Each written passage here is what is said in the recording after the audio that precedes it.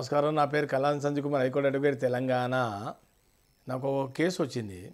భార్యాభర్తల మధ్య గొడవలు. వాళ్ళకి పెళ్ళి కూడా 5 years పైన అయింది. ఒక బాబు. చిన్న గొడవలు చెప్పుకోవడానికి మనకే ఇదిగా నవ్వు అనిపిస్తుంది.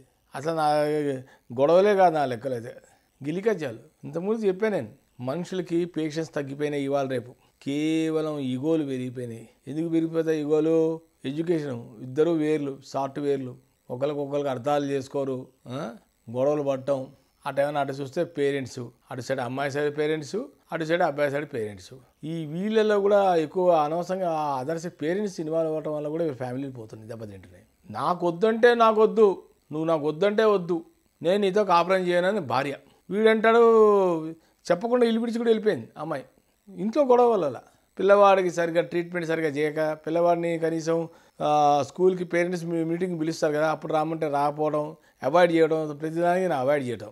తండ్రిగా మరి పిల్లవాడిని స్కూల్లో పిలిస్తే వెళ్ళాలి కదా, వెళ్ళకపోవడం, వాళ్ళు ప్రిన్సిపల్ అడగటం, పేరెంట్స్ ఏరి ఆయన ఏడని అంటే పిల్లవాడు ఎలా చదువుతున్నాడు, ఏ సబ్జెక్టులో ఎక్కడ వీక్ ఉన్నాడు అని అడుగుతారు కదా. అది వాళ్ళకి చెప్పాలి కదా, పేరెంట్స్కి ఎక్స్ప్లెయిన్ చేయాలి. మీ వాడు ఎక్కడ వీక్ ఉన్నాడు, ఎలా చదువుతున్నాడు, నోట్స్ హోంవర్క్ అప్డేట్ చేస్తున్నాడు లేదా అని అడుగుతారు కదా పేరెంట్స్. ఆ అమ్మాయి వెళ్తూనే కానీ ఇతను ఏనాడు కూడా పేరెంట్స్ మీటింగ్ వెళ్ళేవాడు కాదు. ఇంకా అమ్మాయికి ఈ రకంగా చిన్న గొడవల్లో అది కాస్త చిలికి గాలి అనేది పెద్ద దుమారం అయిపోయింది. అది ఎక్కడ దాకా వెళ్ళినా పంచాయతీ రోడ్డు దాకా వెళ్ళిపోయింది. ఇంకా ఇతను కూడా ఫ్రస్ట్రేషన్ తట్టుకోలేక 4-5 సార్లు వైఫ్ని కొట్టడం కూడా జరిగింది కోపంలో. ఆ కోపంలో కొట్టడం వల్ల ఆ అమ్మాయి ఇంకా నాకు నీతో కాపురం చేయను, నీకు నాకు రామ్ రామ్ అని చెప్పడం మొదలుపెట్టింది. ఆ అమ్మాయి ఇతని మీద 498 కేసు కూడా వేసింది కోర్టులో. ఇతను కూడా కోర్టులో కేసు చేశారు, RCRకి రమ్మని, రిజిస్ట్రేషన్ ఆఫ్ కన్జ్యూమర్ సంసారకు రా అని చెప్పి ఈయన కూడా కేసు చేశారు కోర్టులో. ఆ అమ్మాయి వీళ్ళ మీద పేరెంట్స్ మీద FIR వేసింది, పోలీస్ స్టేషన్ కంప్లైంట్ ఇచ్చింది, FIR అయింది.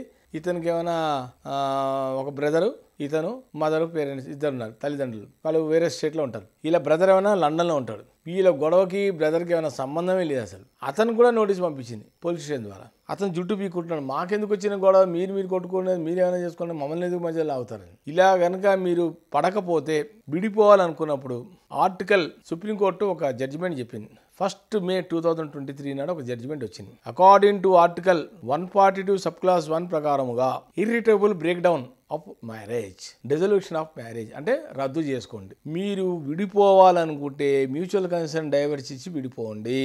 ఇద్దరికి పడనప్పుడు, ఒకళ్ళంటే ఒకళ్ళు పడనప్పుడు చక్కగా మ్యూచువల్ కన్సెంట్ డైవర్స్ చేసుకోండి, మీకు ఆటోమేటిక్గా విడాకులు వచ్చేస్తాయి. ఒకప్పుడు విడాకులు అంటే కనీసం మ్యూచువల్ కన్సెంట్ అని కూడా 1 year పట్టేది. దాంట్లో 6 months వీళ్ళిద్దరికి కౌన్సిలింగ్కే 3-4 సార్లు పిలిచేవాళ్ళు ఇద్దరిని, భార్య భర్తలు. వీళ్ళు ఏమన్నా మారతారేమోనని. ఇప్పుడు ఇంకా అంత ఓపిక లేదు వీళ్ళకి, ఎవరికి జనానికి. ఇవాళ విడాకులకి రెడీ అయిపోయి రేపు పొద్దున విడాకులు వచ్చేయాలంటున్నారు. చూడండి మరి, పెళ్ళైన ఏడాది కూడా ఎవరు ఉండట్లే. ఇటీవల నాకు ఒక కేసు వచ్చింది. అంటే నేను నా కేసు కానీ వెళ్తే కరీంనగర్ కోర్టులో ఒక భార్యాభర్తలు ఇద్దరు వాళ్ళ మధ్య డైవర్స్ పిటిషన్ వేసుకున్నారు. పిలిచింది కోర్టులో, వాళ్ళని పిలిచింది జడ్జి. ఈ అమ్మాయి ఏడ్చింది. ఎందుకమ్మా ఏడుస్తావు అని జడ్జి గారు అడిగారు. లేదు సార్, నాకు అతనితో వెళ్ళాలని ఉంది, అతను నన్ను ఇంటికి రానిట్లేదు, గడప కూడా లోపల రానిట్లేదు, తలుపేసేస్తాను రానిట్లేదు, నువ్వు వద్దు, నాకు నేను వేరే పెళ్లి చేసుకుంటా, నువ్వు వద్దు అంటున్నాడు అని చెప్పింది. అంటే జరిగితే నీకేం మాయరు, నీకేం వచ్చిపోయే కాలం, ఏమైంది ప్రాబ్లం? లే మేడం, నాకు వద్దు మేడం.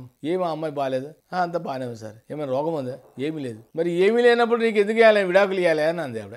నాకు ఈపు పగులుతుంది అక్కడ, చెంచలు కూడా వేసి లోపల వేసి అంటే మంచిగా తోముతారు, నీకు పంపమంటావా అంది. మాట్లాడకుండా తీసుకెళ్ళిపో భార్యని. అర్థమైందా? పాప అమ్మాయి ఏం తప్పు లేదు, నువ్వే అంటావు. ఒక కొత్తగా ఆమె విడాకులు తీసుకోవాలి అంటే 3 grounds 4 grounds చెప్పాలి. ఒకటేమన్నా క్రుయాలిటీ ఉండాలి, లేదన్నా లెప్రసీ, ఆమెకైనా కుష్టి రోగాలు ఏమైనా ఉంటాయా, లేదన్నా ఇల్లీగల్ అఫేర్ ఏమైనా ఉందా ఆమెతో, ఏదో ఒక గ్రౌండ్ చెప్పు, అప్పుడు నీకు విడాకులు ఇస్తా. నువ్వు ఏ గ్రౌండ్ చెప్పకుండా నీ విడాకులు ఇవ్వడం కుదరదు అని స్పష్టంగా చెప్పింది కోర్టు. వీళ్ళకి ప్రతి వాళ్ళకి ఈజీ అయిపోయింది, ఇంకోళ్ళతో తగిలించుకోవడం, వీళ్ళని మొదటి వాళ్ళని వదిలేయడం. ఇది పెద్ద ఫ్యాషన్ అయిపోయింది ప్రతి కోర్టులో ఈ మధ్య. నేను చూస్తున్నా భార్యాభర్తల మధ్య ఓర్పు లేదు, కలిసి ఉందామని లేదు. కనీసం పిల్లవాడు ఉన్నాడు, పిల్లవాడు ఉన్నారు, మనం ఇలా కొట్లాడుకోవడం వల్ల బయట అనవసరంగా మనకి నలుగురు అనవసరంగా నవ్వుల పాలు అవుతాం మనం. ఇది అవసరమా అని కూడా ఆలోచించట్లే. అటు పేరెంట్స్ కూడా అట్లాగే తయారయ్యారు. పేరెంట్స్ కూడా ఇచ్చేసేయండి విడాకులు, నువ్వు ఉండకు, వదిలించుకో, నువ్వు నా దగ్గర ఉండిపో అనేవాళ్ళు ఉన్నారు. పాపం ఎవరో కొద్దిగా కొంతమంది మటుకు నచ్చి చెప్పి, అట్లా కాదమ్మా,